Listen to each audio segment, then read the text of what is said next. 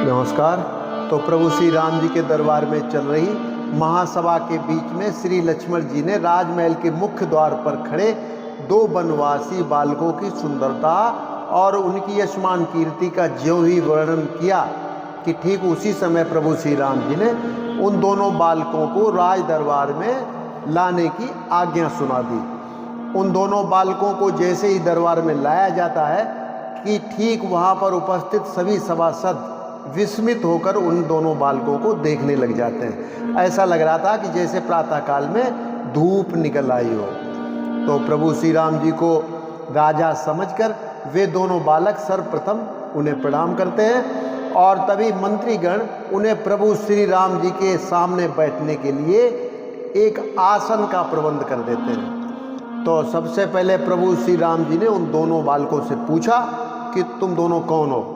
तो ये प्रश्न सुनते ही वे कहते हैं कि हे राजा, ये बड़ा अजीब सवाल है। आप पूछ रहे हैं कि तुम कौन हो, तो हम बता देते हैं कि हम दोनों लड़के हैं। तो ये जवाब सुनकर प्रभु हंसने लग जाते हैं। वे कहते हैं कि नहीं नहीं, मेरा मतलब ये नहीं था, मैं ऐसे पूछ रहा था कि तुम किसके बेटे हो, तुम्हारे पिता कौन है। तो लड़कों ने जवाब में सिर्फ यही कहा कि जगत नियंता, जगत पिता ही हमारे पिताजी हैं। तो प्रभु श्री राम जी फिर मुस्कुराने लगे और पूछने लगे कि चलो भाई, कोई बात नहीं, आप नहीं बताना चाहते हो पिता का नाम, तो आप अपनी माँ का नाम बता दो। तो माँ के स्थान पर वे बालक अपने ही माँ का नाम बनदेवी बता देते हैं। तो प्रभु श्री राम जी फिर चक्कर में पड़ जाते हैं और वे उनसे उनके गुरु का नाम पूछ लेते हैं बाद में। तो जिसका जवाब गुरु के रूप में गुरु वाल्मीकि का नाम उन्हें सुनाई देता है। तभी पूरे दरबार में सभी सभासद, सभी वहाँ उपस्थित जन सन्न रह जाता है। कुछ देर बाद प्रभु श्री राम जी उनकी वीणाओं को देखकर कहते हैं कि आप तो कोई बहुत ही मर्मज्ञ संगीतज्ञ मालूम पड़ते हो, तो कुछ सुनाओ ना, कुछ सुना दो। तो वे दोनों बालक सर्वप्रथम वीणा के तारों की झनकार के साथ माता सीता जी का यशगान सुनाना शुरू कर देते हैं।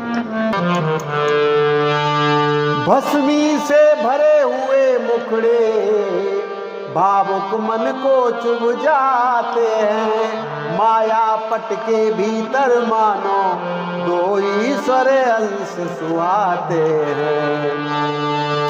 उपमा में एक दूसरे की बस एक दूसरा आएगा, बस एक दूसरा आएगा।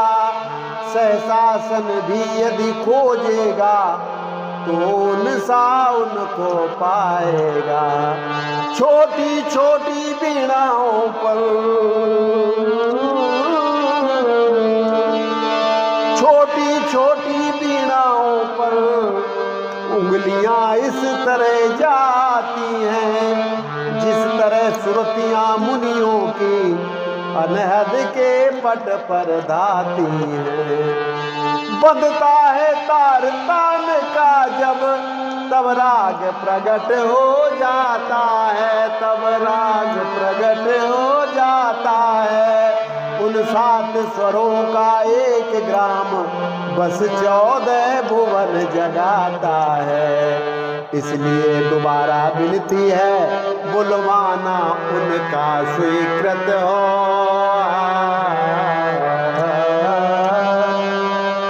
ऐसे स्वर्गीय गान द्वारा यह राज्यसभा भी जागृत हो। बुलवाओ इस तरह का हुआ राज संकेत, आए दोनों बालके बीणा बाद समेत।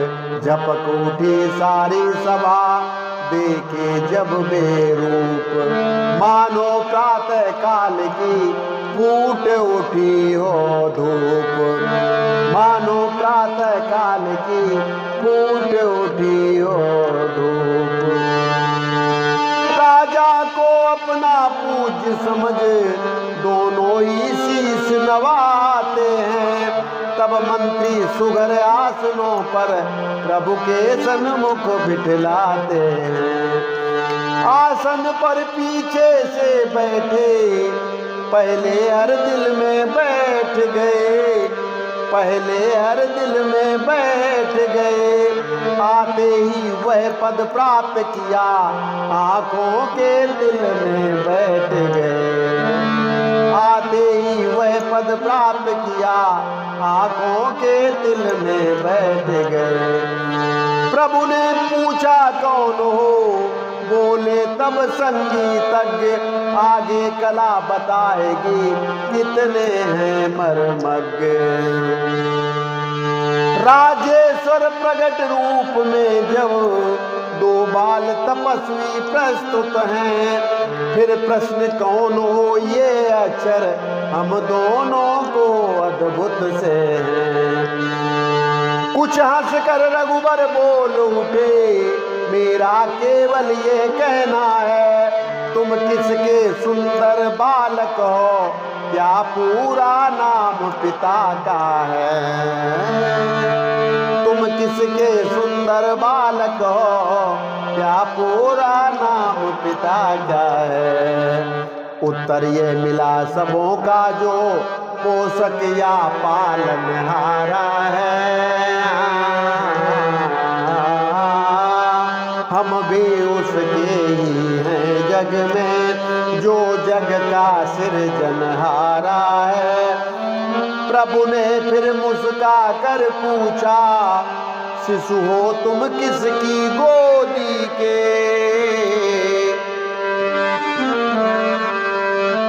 प्रभु ने फिर मुस्का कर पूछा, शिशु हो तुम किसकी गोदी के।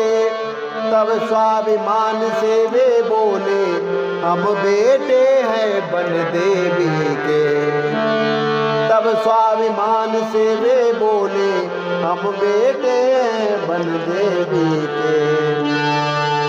किसके चेले हो ये सुनकर उत्साह बढ़ा उन शिष्यों में, उत्साह बढ़ा उन शिष्यों में। गुरुदेव हमारे वाल्मीकि यह कहा करारे शब्दों में। फिर कहा नाराज सभा जैसे, हम वाक्य विवेक जानते हैं। रमते दो साधु बाल के हैं, दोनों अपनी एक जानते हैं। रमते दो साधु बाल के हैं, दोनों अपनी एक जानते हैं। इस समय उमंग उठ रही है, कुछ सुनना हो तो सुनिएगा। हम सीता चरित सुनाते हैं, उस पर भी ध्यान दीजिएगा। हम सीता चरित सुनाते हैं, उस पर ही ध्यान दीजिएगा। यह कहकर छेड़े तुरंत बीणाओं के तार, मस्त हो गया एक ही गत पर सब दरबार। मोड मुखियां गिट करे तान लाप मिलाप, प्रगट हुआ साक्षात सब मानो कला कलाप। श्री गणपति को सिर नवा, गुरुवर का धर ध्यान, लगे सुनाने बाल के अपना गीत प्रदान। आर्य जगत में विदित है मिथिला नामक देश, आर्य जगत में विदित है मिथिला नामक देश। स्वामी जिसके हैं जनक जग विख्यात नरेश।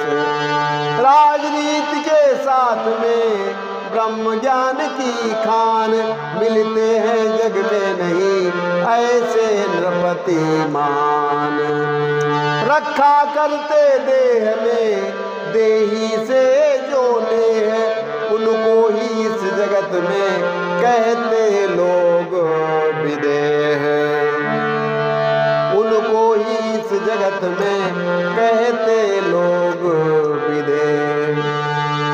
पड़ गया अचानक एक समय भारी अकाल राजधानी में, भारी अकाल राजधानी में। तब हल लेकर बेही विदेह आकर डट गए किसानी में। तब हल लेकर बेही विदेह आकर कट गए किसानी में। तो आज के लिए इतना ही, कल फिर मिलते हैं। नमस्कार, जय श्री राम।